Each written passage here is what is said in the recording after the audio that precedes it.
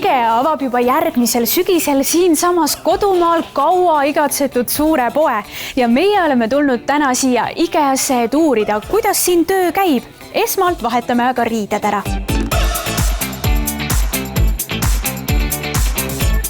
Tööriietus seljas ja nüüd olen ma valmis varjutama siinset sisekujundajat. Sina oled IKEA sisekujundaja ja ma olen IKEAs käies alati imetlenud neid väljapanekuid siin. Kuidas see kõik sünnib? IKEAs meil on suur tiim sisekujundajaid, kelle ülesandeks on siis just nimelt nende tubade tegemine. Sul on arvutis sisekujundusplaan, mille järgi me hakkame seda poodiumit üleüldse tegema. Kas sa oled ise selle valmis teinud või on see sulle saadetud kuskilt poolt? See on ikka ise valmis tehtud, et sellest me nüüd lähtumegi, kuidas siin kõik asjad olema hakkavad. IKEAs sisekujundaja olla on väga eriline tunne. Just nimelt sellepärast, et kui tavalise sisekujundaja tööpäev lõppeb planeerides, siis IKEAs on meie vastutusalaks ka teha see asi otsast lõpuni valmis.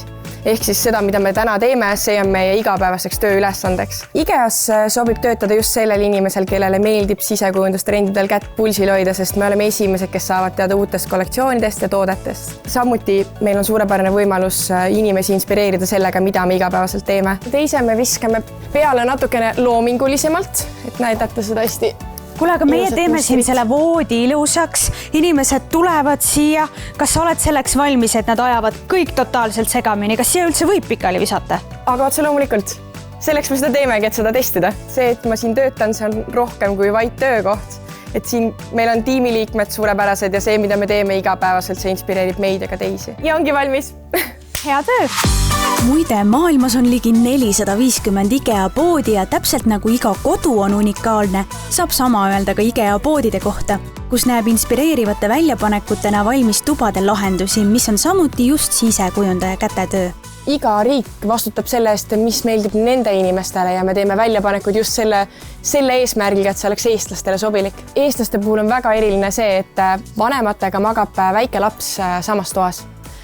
Mis tõttu on siis siin näha ka lapse voodi ja väga kompaktne 2 inimese voodi, kus siis on tegelikult all hoiustuskastid ja hoiustuslahendused siis ka tegelikult pea kohal, et kasutada ära maksimaalselt ruumi. Igal aastal tegelikult me teeme koduvisiite, et näha, kuidas eestlased päriselt elavad ja mis on neile kodus oluline.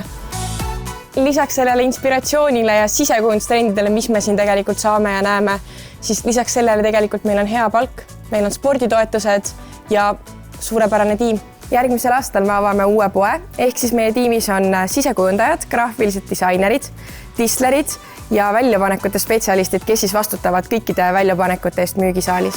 IKEA avab suure poe 2022. aasta sügisel ning otsib kokku ligi 300 uut kolleegi, alates sisekujundajatest kuni müügikonsultantide, lao, restorani ja paljude teiste töötajateni välja.